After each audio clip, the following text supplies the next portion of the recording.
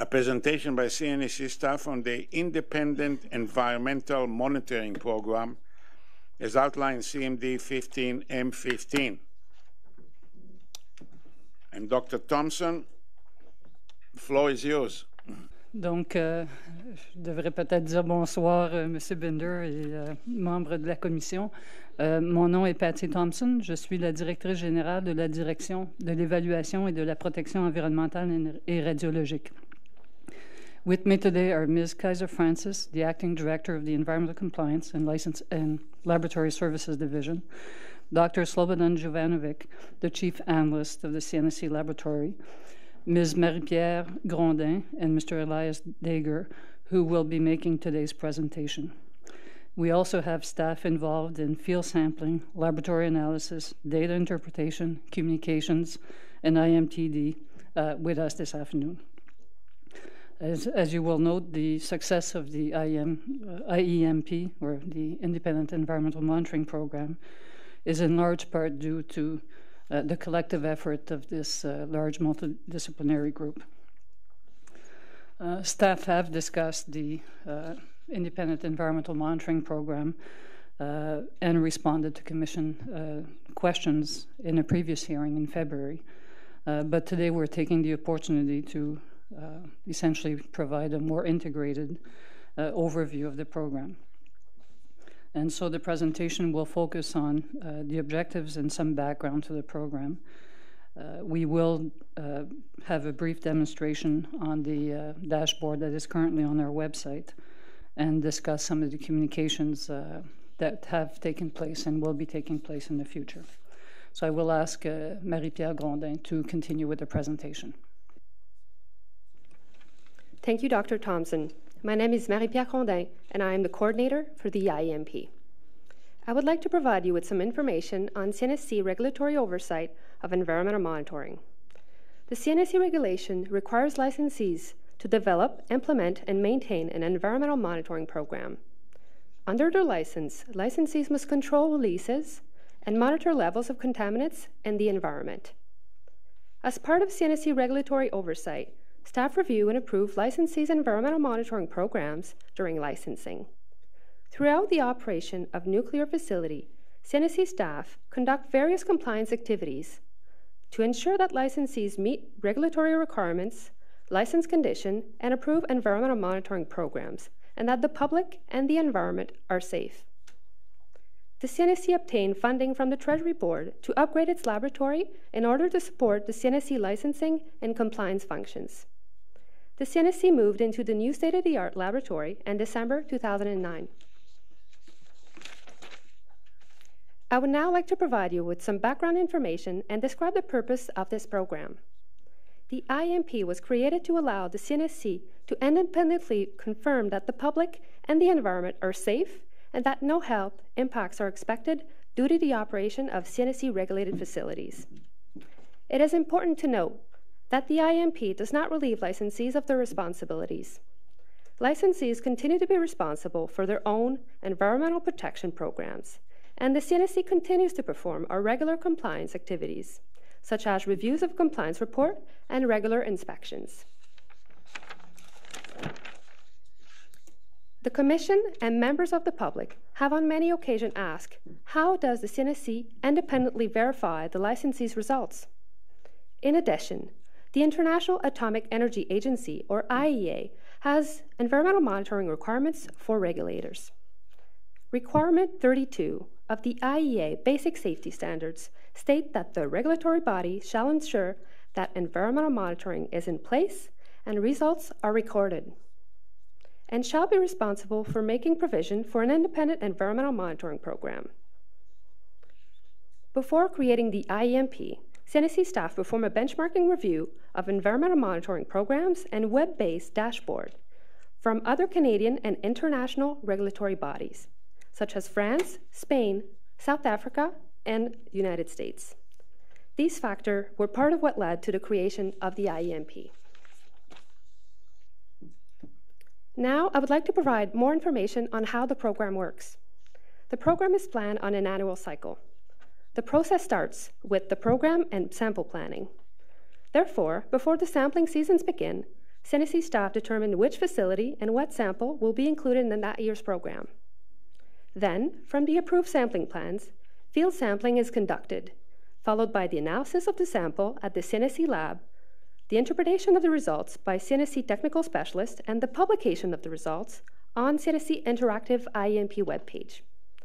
In the next slide, I will provide more detailed information on each step of the process. The selection of sites for sampling campaign takes into consideration any upcoming licensing renewals, direction from the Commission, public concerns, and previous year's monitoring results. The site-specific field sampling plans are then developed and reviewed.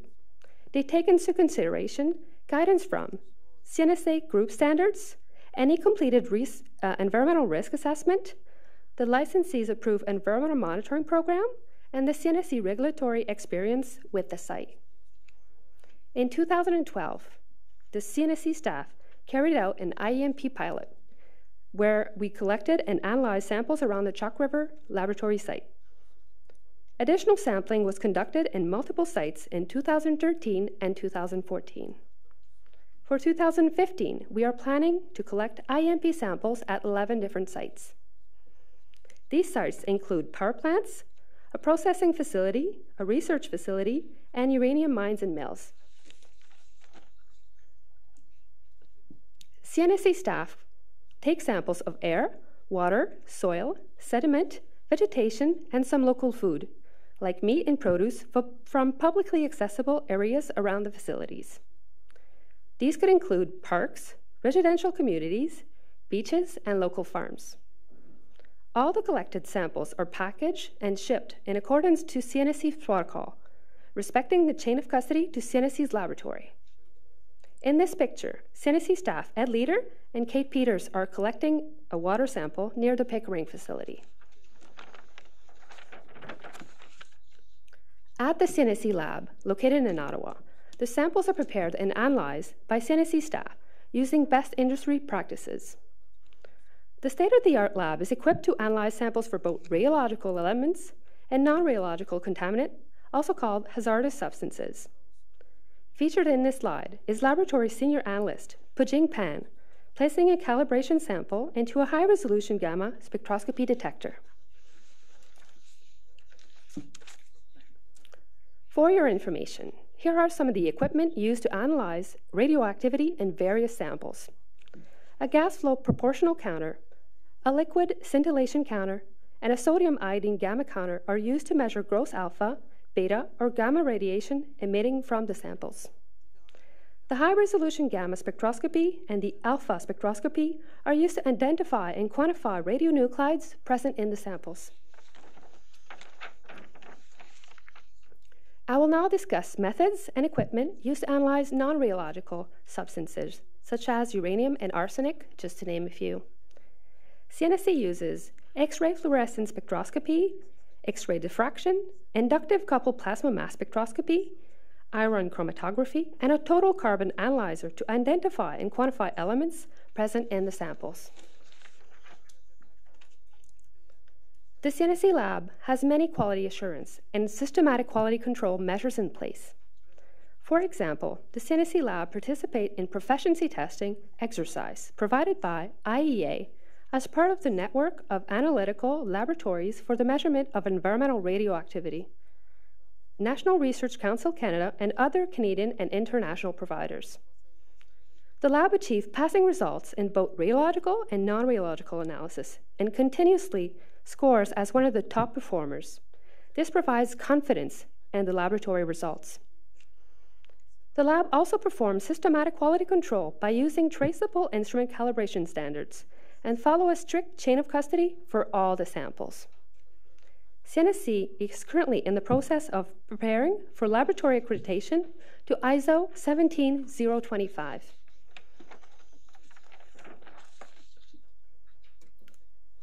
Once a lab report has been generated, a technical report is prepared.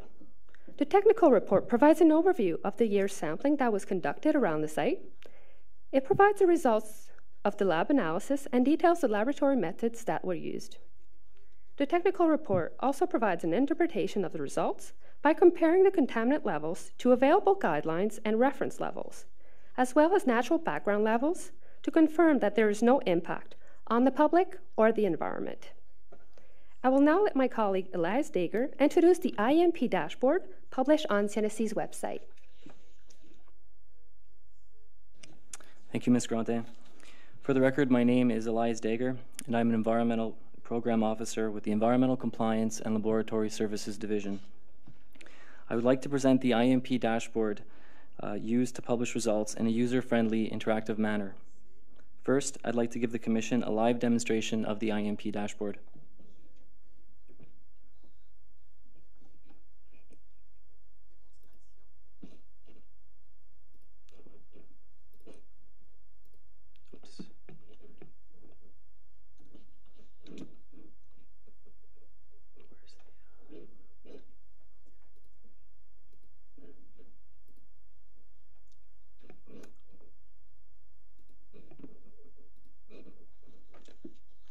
The dashboard can be accessed from CNSC's website.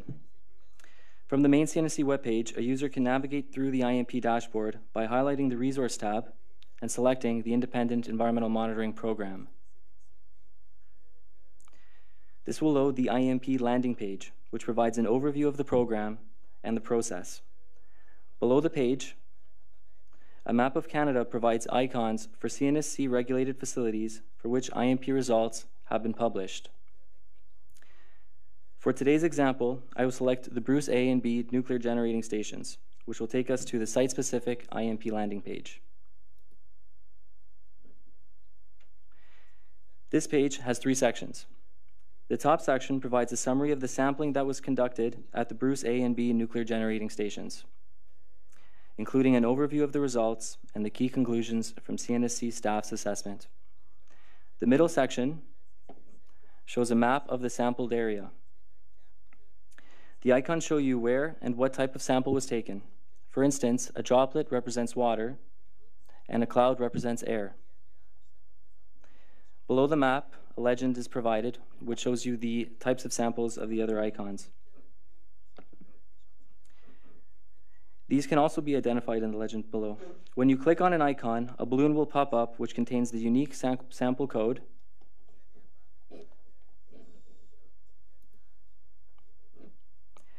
that identifies the sample as well as the results for that sample. For more detailed information, you can scroll down to the 3rd section, which provides the full data set presented in a table. You'll notice that the unique sample code is provided in the 1st column and corresponds to the sample on the map. In the table, we've compared the results to available guidelines and reference levels to make it easy to see if there are any health concerns. We've also provided background levels where available. Footnotes at the bottom of the table also provide additional information. Above the table, the user can use the Filter Items box to search for specific items and entries in the table. They can also use the Zoom to Elements button to essentially bring up that specific sample on the map, which can then be selected and the results displayed. Future improvements to the dashboard will allow for trending of multiple years of data on a graph and will include the guideline or reference level as well.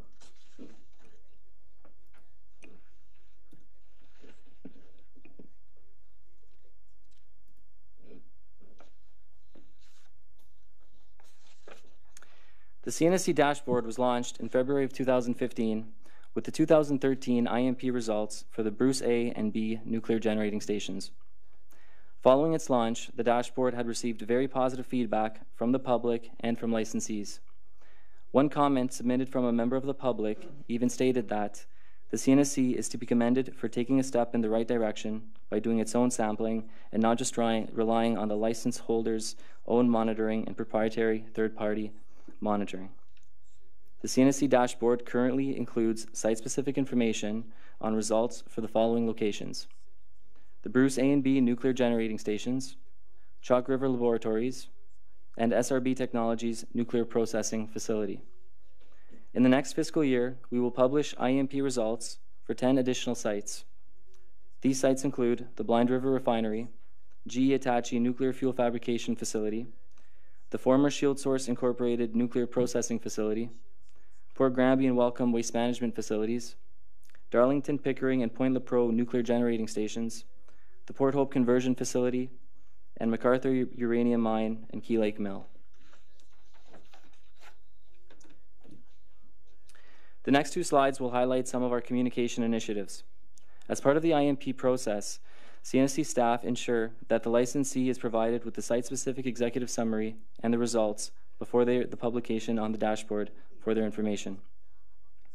For all new interactive IMP pages, we inform our interested parties with an email to subscribers, a notice on the latest news headline on the CNSC website, and with a Facebook post. In the last few months, CNSC staff have had the opportunity to present the IEMP in many conferences and workshops. For example, in the last month, CNSC staff presented to the Canadian Nuclear Utility Executive Forum and the Canadian Nuclear Association Regulatory Affairs Workshop. We also participated in early March at the CNSC 101 session in Kincardine, Ontario, where we had the opportunity to meet and discuss with members of the community living near the Bruce nuclear generating stations.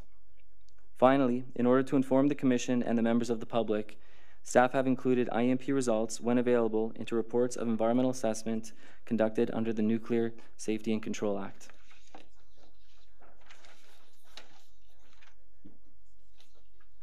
Moving forward, we want to continue to communicate with all interested parties. As a courtesy, CNSC staff will inform the licensees prior to each sampling campaign. We will also let the public know that we will be in the area by posting a notice on Facebook prior to the sampling. Our field technician will have a public-friendly pamphlet to provide the public